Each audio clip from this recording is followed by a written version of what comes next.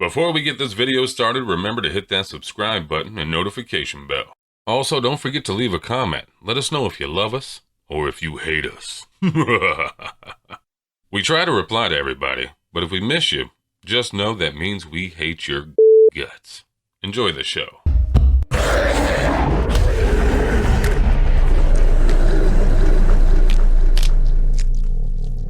Hey guys, what is up? It's Big and Fluffy from Porch Battalion Gaming. We're back with the game Tiny Bunny.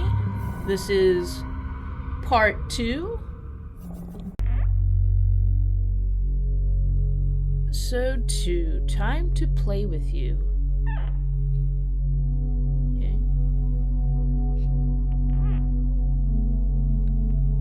New school, new teachers, and most importantly, new classmates, who I always have trouble connecting with. Like most other kids with glasses, probably. I forced myself to get out of my warm bed. Dad would usually drive me to my old school, but this morning the bedroom of my parents was silent. What's this? Glossary? Oh. Oh, that's cool.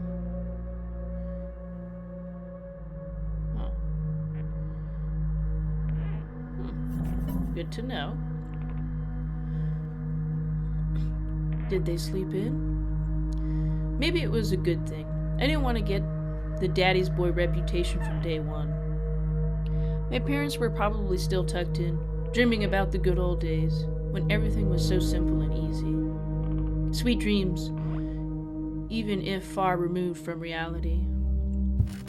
I silently sneaked out to the first floor so I wouldn't wake up anybody, especially the peacefully sleeping Oya.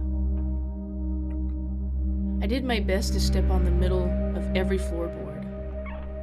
I used to play like this even in our old apartment.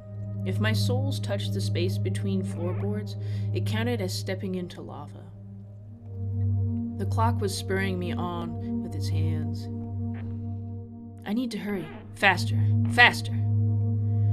I was too fast, so I needed to circle the hallway once again.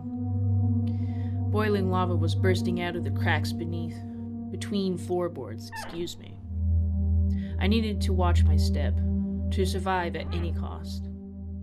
Hippity hop, like a frog jumping on molehills, like a fearful bunny in a grove full of wolves. I made a sandwich in the kitchen, shoved it down my throat and drank it down with cold tea. My appetite was as good as someone being led up the scaffold toward a guillotine.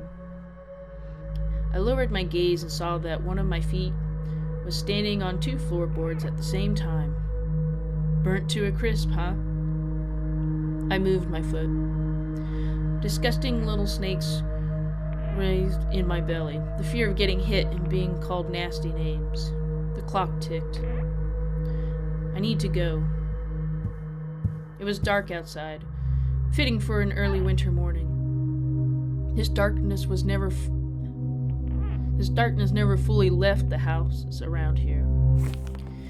I took my time tying my shoes, buttoning up the puffy down jacket, trying to delay my unpleasant exit into the semi-dark, into the unnerving unknown. I rubbed my glasses for good luck, though I couldn't remember a single time these thick pieces of glass brought me any good fortune. Oh God, it's dark. The sky was akin to a giant bruise. On the east side of it, a black cloud was swelling up. It licked up stars from the sky and extinguished the rising sun. Darkness was plastered all over the treetops. The cautious cries of birds got tangled up in the thicket. I locked the front door with a long key that I wore around my neck. My parents made me wear this noose, afraid that I, being a total klutz that I am, could lose the key otherwise. The wind was whizzing outside of the gate. It invited me into my new life, toward dubious adventures. And tagged along like an old buddy, pushing me in the back. Wide shadows that pines threw out covered a third of the clearing. Upon reaching the edge of the forest, I hid my nose in the coat's collar. I was squeezing through the thin firebreak, my hair ruffled up and my back hunched over. Tall trees stood on both sides of the tiny trail. The snowy blanket rustled under my feet, and the canopy of intertwined branches above my head cut me off from the already sparse starlight. The night had no plans of moving away from the forest. In this darkness, trees reminded me of shaggy old women that smelled of burial earth. Their trunks turned into cracked, wrinkled faces with holes in the middle as their mouths. If I lost focus, even for a moment, mold-covered witches could drag me into the forest depths. Then my parents would be walking around these parts, screaming my name. But the dead can't answer the living. Or can they? A sense of panic was growing in my chest. I was fine with Dad carrying me into the school in his hands by now, if it saved me from watching the darkness rise up in the ravines like black dough. It felt like someone jumped into the bushes behind me, so I turned around. As soon as I started walking faster, I heard the snow squeak behind me. The forest took a deep breath with its giant lungs. The windfall cracked. The wind and the birds were left behind in the field. Now I could only hear the forest creak. I walked, listening closely, and the unseen presence grew stronger, as if someone was following me, trying to match the pace of my footsteps. I turned my head so fast it made my neck crunch. A tiny trail behind me disappeared into the darkness. Tree branches overlapped, forming a natural tunnel. Who's there? The question escaped my lips and dissolved into the unending, creaking sound of the wooden idols, the pines around me. Why did I think going through the forest alone was a good idea? I'm either going mad, or someone had intentionally lured me away from home. Distant lights granted me a smidgen of hope. A county road. I ran there as fast as I could, as if afraid that the trail will shrink. Clawed hands will grip me by the shoulders, turn me around and make me look at the faces of hungry forest denizens. In the end, nobody stopped me. I almost flew to the decrepit wooden bridge, disbelieving my luck. The bridge's supports bathed in a spring, tarry and ice cold. I put my hands on my knees and looked up at the forest, then snorted, trying to calm my breathing. The thicket was pretending to be asleep. It looked peaceful, lifeless. The remaining part of my commute lied through a snow-laden road, illuminated by sparse lamplights. I chased away bad thoughts and was trying to run from one round area light to another as fast as I could, seeking protection from electric lamps. Just like in that game, where you need to be the first to proclaim, "I'm protected." It's just in this case that protection was flimsy at best, with darkness writhing outside its bounds. What does he mean by that? Oh, tag. Okay. Then I noticed something remarkably eerie. Oh god. In the place where the light of an incline lamp couldn't reach, a hairy, crooked shadow came alive with a guttural roar.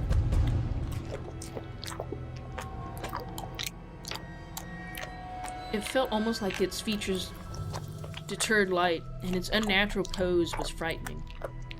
Also sounds like it's eating. My eyes almost popped out of their sockets as I just stood there, blinking, trying to chase away that illusion. But the shadow didn't disappear, and even got closer. My insides were gripped by horror. I stepped back and almost fell into a snow pile. The black silhouette, on the other hand, straightened up and addressed me in a sweet voice. "Sneaking around, huh? Trying to steal my soul?" Words got stuck in my throat. Who could be talking in such a silky voice here, between the forest and the dormant village? "Will you say something, dummy? A cat got your tongue? All right, I'll bite off your nose then. That'll teach you not to poke it in places it doesn't belong. A girl stood before me, judging from the voice in the silhouette. But I couldn't even reprimand myself on getting scared by a girl when I saw a gaping mouth under her hood and something dangerously shiny inside it. I was stunned. Is that a mask? From the cavity of her hood, a frighteningly real fox face was staring straight at me. It's just her jaws weren't moving and her eyes weren't blinking. A mask. It's just a girl with a fox mask on. At least I wanted to think that. After a surprise like that, a nervous smile involuntarily crept onto my face. I was just going to school and then you. What about me? Never seen a fox feed a dog? And indeed, there was a small dog circling the girl's legs. One of the strays that were chasing me yesterday, probably. Sorry, I didn't mean to.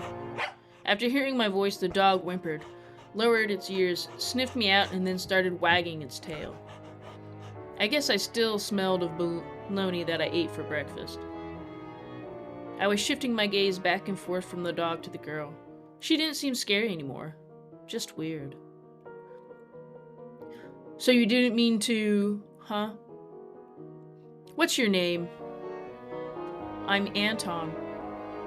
And you? And I'm not. Hee hee hee hee. She's weird. Definitely has a couple loose screws. But she has a nice voice. My astonishment has turned into a mix of happiness and relief. This girl I didn't know was definitely human, if a bit eccentric. I was also a bit angry at myself. This foxy girl was walking through the darkness without problem, and I shuddered from every little sound. I could have just went ahead, but this girl had piqued my interest. The next time a police officer asks me about my friends at the new place, I'll tell him that I befriended a talking fox. Do you live around here? In the village? The fox giggled and purred. She spun around so hard the hem of her coat lifted up. No, dummy. Foxes don't live in villages. So you live in the forest, then? Have you been living under a rock? It's obvious that foxes can't survive anywhere near humans. As long as they're foxes. Her jokes were also weird. Just like her carnival mask. Paper mache with fur glued onto it. A dog reminded us of its existence with a loud bark. I then fastened my backpack. Dad would sometimes throw food in there without my knowledge. Cookies, apples, or even my favorite crab sticks. He called it a gift from the bunny.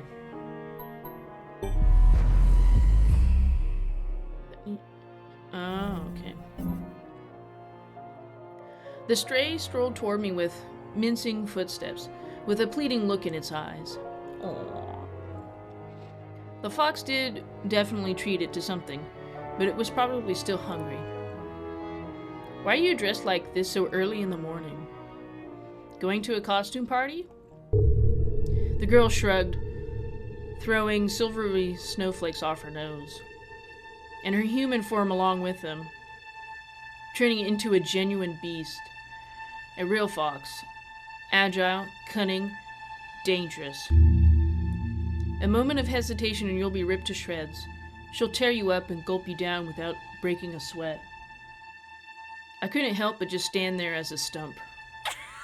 Until I heard her calm, melodic laughter, hidden underneath the beastly mask. I wish you could have seen your own mask, sweetie. Sweet. Did she say sweetie? I got embarrassed. Went right up to my hair roots. We'd seen a fox in a zoo once. When we went there with Dad, but it had patchy fur, was gray and skinny. But this girl was of fiery color and furry, just like in fairy tales. I was still rummaging through my backpack.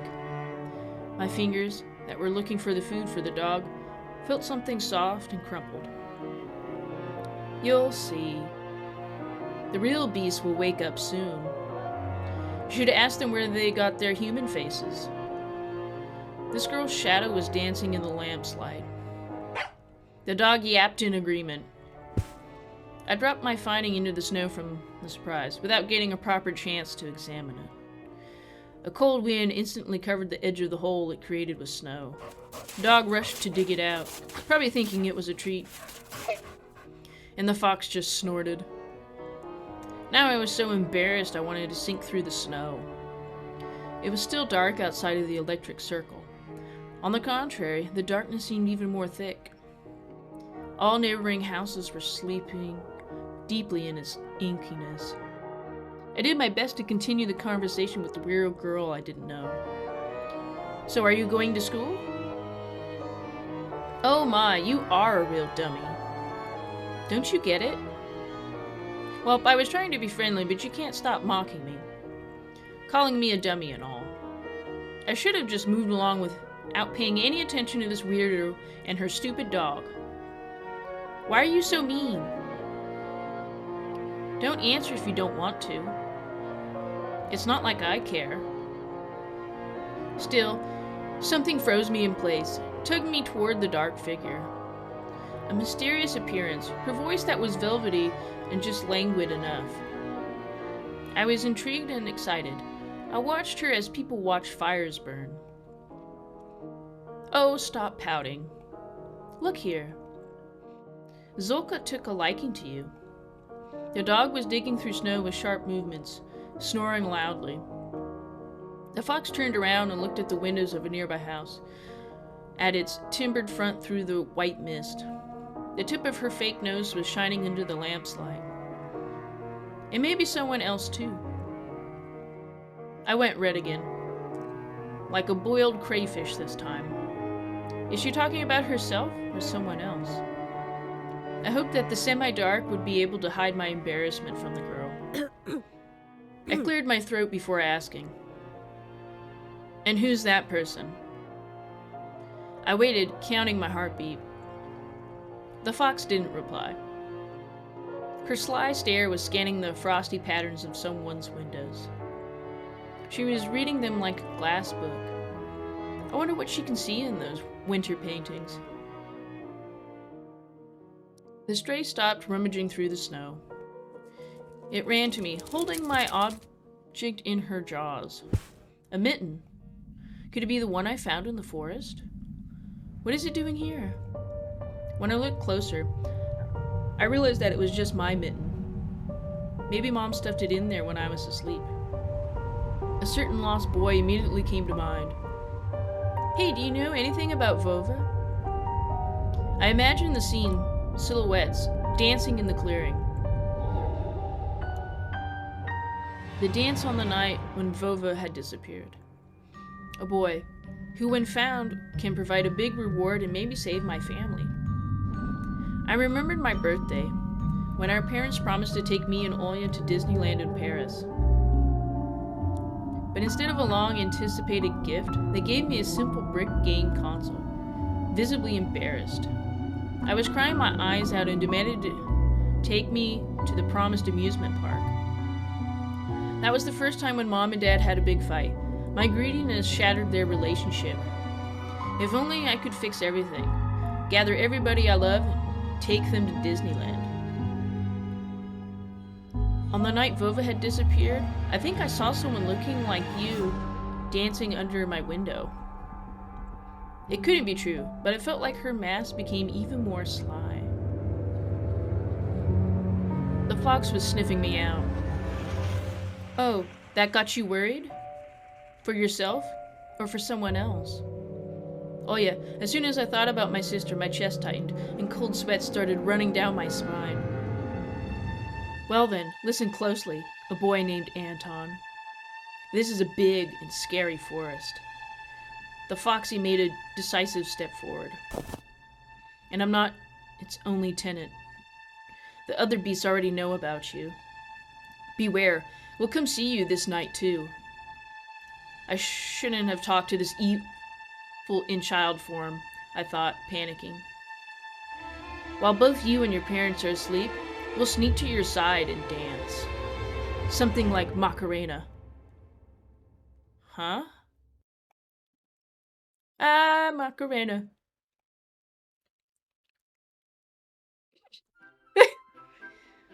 Oh gosh. Look at you. Your mouth is agape. Antosha. He saw me near his window at night. Yeah, right. Are you maybe not right in the head? Nobody let me go outside that late. Children go missing here, you know. I touched the plastic frame of my glasses, puzzled by her silly joke. She got me scared to death. Hey, why didn't you stop fondling your glasses? I was also nearsighted once. Listen to me and maybe you'll become smarter. Remember what do they call foxes? Cunning? My words seemed to hurt her. Hey, what did you... I'm sorry? The girl laughed with the voice of 2 jingling silver bells. Just pulling your leg. Of course we're cunning. If you're agile and brave enough to befriend a cunning fox, I'll help you look for your Vovo. There's a reason why you're doing it, right? I shrugged in reply. Her insight was alarming. I know why children have been swarming our forest recently. Because you can find a lot of interesting stuff there.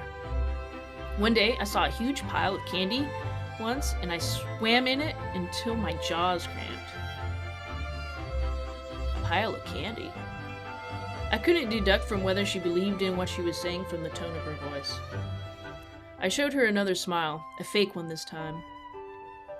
Boo, so wary. Well, what will you say to this then? She held out her hand in a fur mitten. In her palm was an assortment of sweets. In the city where I lived previously, sweets like that would be sold in markets or kiosks.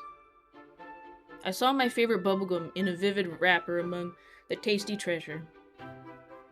A familiar name was on it, Turbo. The fox's triangular face nodded at me. Take some. My pockets are full of these. Not supposed to take candy from strangers, but oh well. I accepted the treat, catching a whiff of the girl's scent. She smelled of fur, fireworks, smoke, and citrus, the aroma of a holiday. My fingers were tingling while I was unwrapping the gum with care. Peachy aroma entered my nostrils, and there was something else to it too, something unknown but pleasant. The fruity cube ended up in my mouth. I started moving my molars, chewing the gum. It tasted like your usual Turkish gum, only my tongue went a bit numb. I couldn't believe my luck after opening the insert. Oh yeah. I looked at a Mercedes-Benz, an extremely rare and hence desirable collector's item for any boy from my previous neighborhood. My heart skipped a beat. I was barely able to tear my eyes off the insert, still stunned. This is... Now do you see what can be found in the forest? Still, I wouldn't go there alone if I were you. You get so flustered over simple bubblegum after all. Imagine what would happen if you find a travel case worth of these. It'll surely blow your mind. Unusual treats. Just like everything else about her. I carefully hid the insert in my bag, as if I was putting a rare butterfly in a can. The fox giggled. This is not how things are supposed to go on a Monday morning. Who are you? I refrained from asking that question. She wouldn't answer anyway. Or she'll just lie. I really wanted to see what's behind her mask. I was becoming more sure that underneath it wasn't just a simple young girl. What if Vovo also found a snow pile with sweets and is now rolling in it? Actually, what if he decided to stay in the forest? He must be so cold without his second mitten then. Wait. She shouldn't know about the second mitten, though. She shouldn't know about that. The wind caught her words like smoke from a fire and carried them deep into the darkness, into the creepy thicket. The trees behind me creaked with their bony branches. Or what if Something happened to him along the way. Something terrible. The forest answered to her words, becoming alive. It sniffed me out, pricking up its ears, just like a curious beast. The fox pierced me with the same stare. Wild beasts? You find that terrible? Well, I don't know. He doesn't know. Oh my, have I befriended a dunce? I didn't like being called an F student, but the fact she said we were friends reassured me. My grades are good. Really now. Will you come with me? Good grades, Anton. We'll find your Vova and you'll ask him what he found in the forest. Nothing can harm you here while you're with me. You'll see. Worms of worry writhed in my belly. Better run, whispered my mind. I don't believe you. Do you take me for a liar? Whatever, you're just like everybody else. The girl sounded hurt, though I didn't know if she was genuine about it. The fox turned her back to me as if she lost all interest in me in a second. The gum felt bitter now. I remembered my dad's favorite phrase, "Where are your manners, son?" Indeed, this fox was kind to me. Please, don't get mad. Foxes can also be nice, like in fairy tales. I just need to know what kind of fox you are. The girl giggled, hiding the nose of her mask in her hands. Then follow me into the forest and you'll get to know me. But not right now. When it gets bright. I mean, your whole body is shaking, you poor thing. I don't want you to get a stroke. Hey, let me accompany you to school. After this, the dog barked in agreement and stopped messing with the mitten. I leaned in, trying to grab the piece of handwear that almost ran away from me. Well, if we're going in the same direction. We went towards school in the lost dawn. Here and there, the lights came on in the windows of houses we passed, as if their inhabitants were sending us warning signs. Silhouettes lurked behind curtains. Dogs would let out an occasional bark. Spirals of gray smoke rose from the chimneys. TVs bustled in kitchens. The dishes were ringing. We watched the village slowly rise from its slumber, while carefully treading the snowy wheel trails. I took the left, the girl, the one on the right, and the dog was following right behind us. I expected the fox to bring up something weird again, but she was just being silent all the way, as if playing some game only she was privy to with me.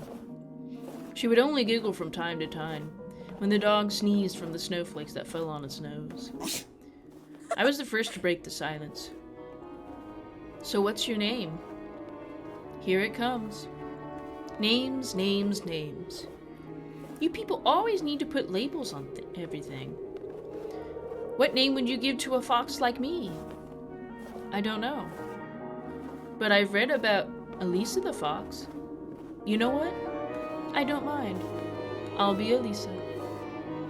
I couldn't understand if she was joking or not. I turned around, as if looking for an answer, from a dog, from a dark sky without the tinge of the dawn. My silent questions were left unanswered.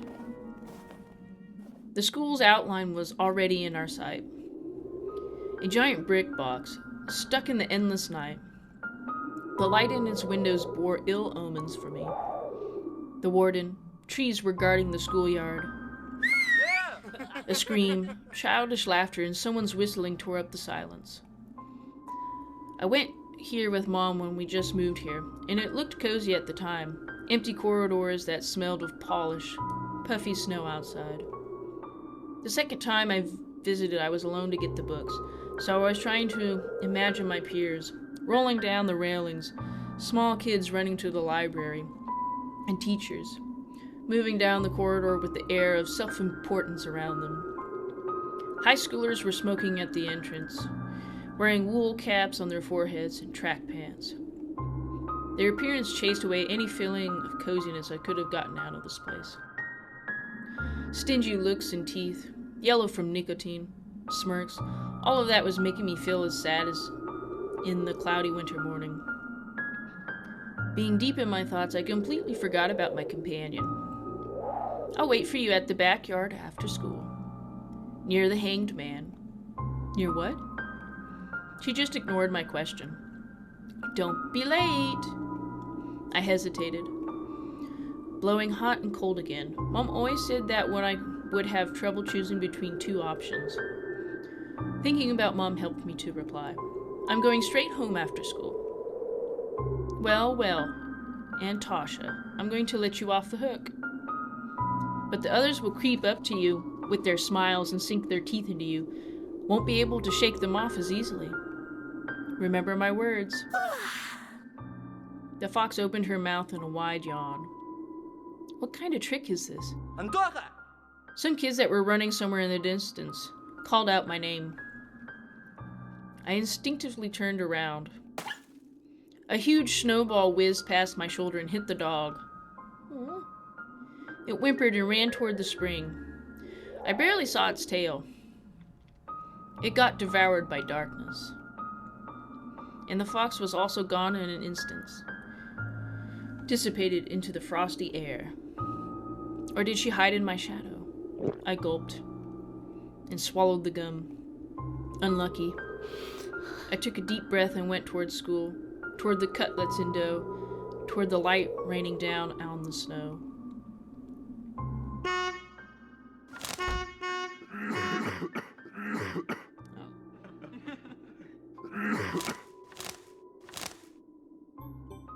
Oh.